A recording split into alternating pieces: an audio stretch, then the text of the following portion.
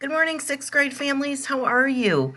We are midterm of our trimester, and normally by now we've kind of settled down and we've gotten a routine, but because we don't have a traditional schedule this year, and some of the kids are here and some are at home, I've had a lot of questions from sixth grade parents, and I'm going to do the sixth grade orientation that I normally do in May, a little bit right here on video. So, when I'm done with this, if you still have questions, please email me or call me. We want to ease the kids into sixth grade the best that we can, and we want to help you with the questions you might have. So, some of the things that we talk about to the kids when they're in fifth grade, they usually come and do a visit, the half a day visit where they go through all the classes and meet the teachers and learn about all of that. But we didn't get to do that. And then we usually have how to be a sixth grader evening for parents, and we didn't get to do that. So I'm hoping this video will answer some of your questions. One of the most important things that sixth graders struggle with is time management. So our biggest tip is their planner. Now, if you have a remote learner and you haven't picked up your planner, please do come to the school. We have lots of them. They're free this year. Pick up the planner. It has a lot of important things and can help organize the kids. They've never gone from class to class, teacher to teacher, and that is really one of the hardest things they struggle with. And I'm going to tell you why. In fifth grade, if they miss an assignment or they don't turn something in or they don't understand something, the teacher can keep them in from recess. The teacher can say, okay, this group come with me in the back of the room while this group does this. We don't have that availability in sixth grade.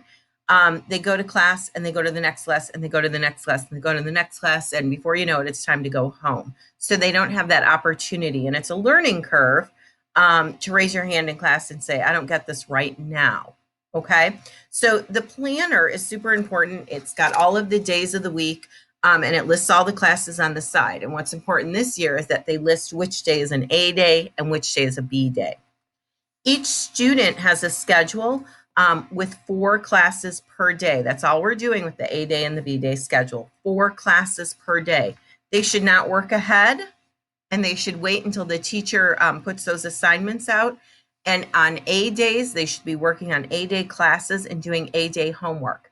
If they don't understand something or are confused about something, all they have to do is email that teacher for that class. The teachers are willing and able and ready to help the kids. If a student is an in-person student and the same thing happens and they get home and they're like, oh, I don't remember how to do that, all they have to do is email the teacher, or the next day when they're in person, they can just find that teacher and ask them. So time management and organization are our 2 biggest issues with sixth graders. The next biggest issue, and the thing I've gotten the calls on the most, is the grading. We grade, we are tough graders here at Northbrook. We start it in 6th grade, and 7th and 8th generally follow suit.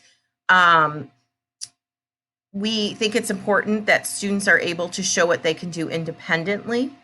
I know for math, a lot of the questions have revolved around grading, and I just kind of want to talk about it. And I know Mrs. Ike has her grading sheet and all of that on her website. If you look on the district website and you go to teacher pages for Northbrook and you look at Mrs. Ike's, her grading expectations are on there.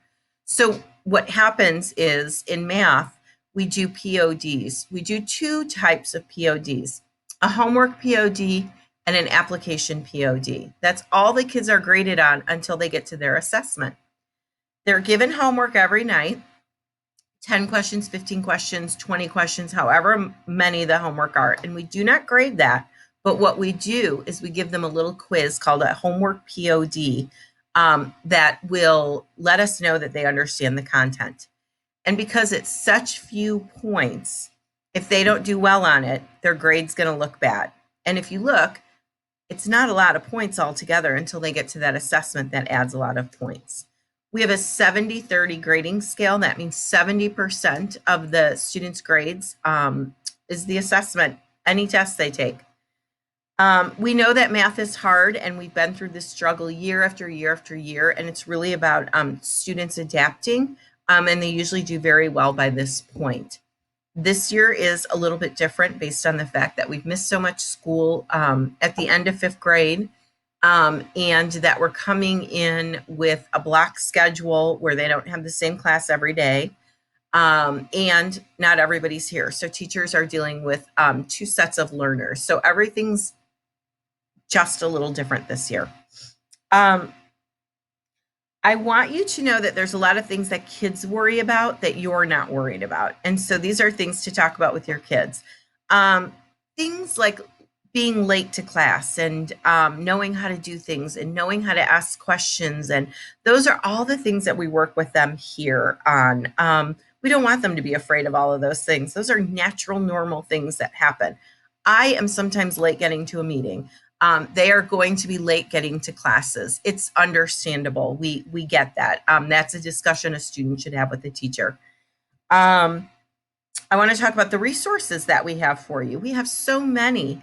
First of all, you have me. You can email me. You can call me. I will answer as soon as possible any of your questions.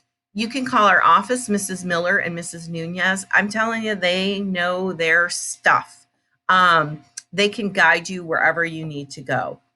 Mr. Pierce is always available, and he's an awesome resource for sixth grade parents.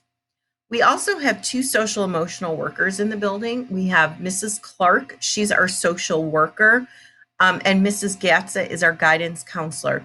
Mrs. Gatza works with all of the kids in the building on organization, grades.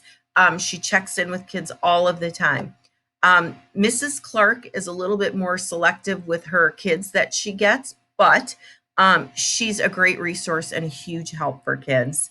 So all of these people combined are resources, but the best resources you could ask for in sixth grade are your teachers. They are willing to Zoom with you, meet with you in person, talk to you on the phone. This is a really good year for kids to learn how to advocate for themselves. If they don't understand their grade or why they got a certain point or something taken off, I think it's really important as a parent that you say, you need to ask your teacher. Maybe send it in with a note, maybe send an email in through the student's email, and have them kind of start advocating for themselves, because when they get to seventh and eighth grade, that's actually an expectation that the student be able to say, I need this, so we can work with them directly right then and there. That is my middle school orientation kind of in a nutshell, kind of tiny, kind of short. I thought I was asking or answering a lot of questions from individual parents, and I thought, boy, I maybe need to put this out, and I apologize that I've waited so long. It's been a busy year. I look forward to meeting each and every one of you. The students that are in person are doing a great job.